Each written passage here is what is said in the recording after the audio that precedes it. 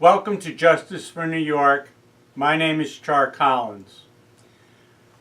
I try to expose judicial corruption, but today we're going to talk about corruption in voting in New York State. New York State promotes and supports the voting of non-U.S. citizens in the elections in New York State. There was an article in the paper. It says Democrats top Republicans in region enrollment race. Well, why are they topping the Republicans? It's probably because they're supporting and promoting illegal or just people that are non-citizens of the United States to vote. And I'm going to show you how the fraud is perpetuated and how it can be cured. Your voter registration form. It states, first thing, are you a citizen of the U.S.? All you got to do is check yes. Whether you are or not doesn't make any difference. Will you be 18 years of age? Yes. Then they want your name, more information, address, different information. Then they go to identification.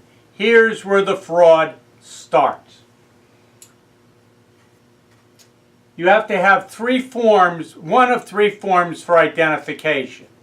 One, New York State DMV number. Well, just because you have a New York State driver's license does not mean that you are a citizen of the United States and eligible to vote. I should mention, the last 4 digits of your Social Security number. If you have a Social Security number, that does not mean that you are a U.S. citizen eligible to vote in our elections. The last one, I do not have a New York State driver's license or Social Security number. Now, a person over the age of 18 that does not have a driver's license or a Social Security number, I would say there's a 99.9% chance that they are not a citizen of the United States. But they don't care. Because all these people have to do when they register is go to the voting place, show an ID, a driver's license, or whatever, and they're allowed to vote. That doesn't mean they're legally voting. I went to the Rensselaer County where you sign up to register to vote. And I asked the gal, does anybody check these numbers, the driver's license or the last one? No, to both questions. I said, well, how do you know somebody is illegally voting? Just shrugged their shoulders. They don't know. Does anybody investigate this? We can only investigate if a complaint is filed. I said, you don't have to show proof of citizenship or anything. She just shrugged her shoulders and walked away. Now, it's for U.S. citizens. Now, it does state on the form here that I am a citizen of the United States. I have lived in the county, city, or state for at least 30 days. But the big one is, the above information is true. I understand that it is not true. I can be convicted and fined up to $5,000 and or jailed up to 4 years. Doesn't make any difference. They're not looking to convict anybody on this. How do you convict somebody? How do you find out who's falsely voting? The Democrats won't allow it. They claim it's racist if you ask for this.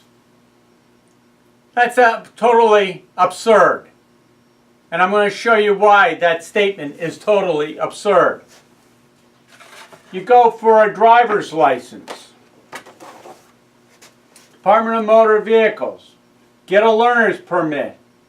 You have to take a written test.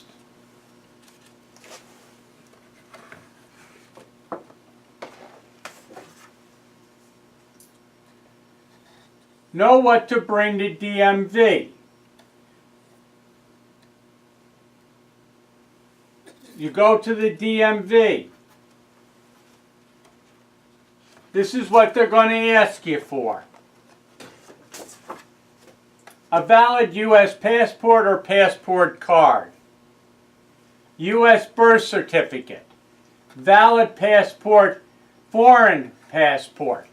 So a foreigner can get a driver's license if they have a valid foreign passport. That doesn't mean they're a U.S. citizen and eligible to vote.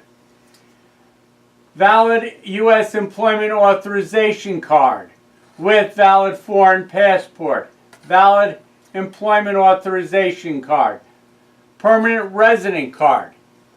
Well, if you have a valid resident card, that means you're not a U.S. citizen. But all you got to do is fill it out and say you are. Nobody's checking to see what it is. So just because you have a driver's license doesn't mean you are eligible to vote. The Democrats think so, because that's what they're pushing. If you go to Social Security cards, documents required to obtain a Social Security number and card. So you got to walk in there with proof. To prove identity, Social Security must see a U.S. driver's license or state-issued non-driver identity card or U.S. passport. Now, the driver's license still, again, doesn't mean that you're a citizen of the United States. It just means you're eligible to drive a car, a driver's license. And then they give other information. Now, here's where the big one is for Social Security. To prove U.S. citizenship, under recent changes in law, only certain documents can be accepted as proof of U.S. citizenship. These include U.S. birth certificate, U.S. passport. Well, if you don't have either one of them, you're not a citizen. Now, they do, immigrant, you are not a U.S. citizen, Social Security must also see your current immigration documents. Acceptable documents are: all documents must be either originals or copies certified by the issuing agency. You gotta have proof that you're a citizen or that you're entitled to be here and get a Social Security card, but not to vote, because you don't need to show any proof except an ID. Just show somebody an ID. It could be a false ID, it could be anything. But they have to take the ID so you can vote. There's no proof. Now, on the thing that you're supposed to give your Social Security number or the last 4 digits and or your driver's license.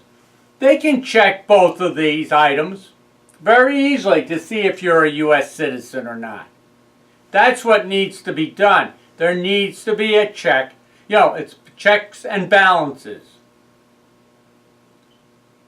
There needs to be a lawsuit or something filed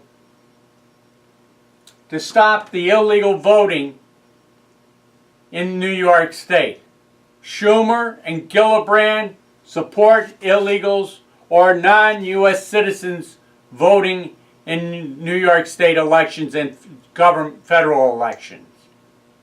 It's got to stop. Thank you.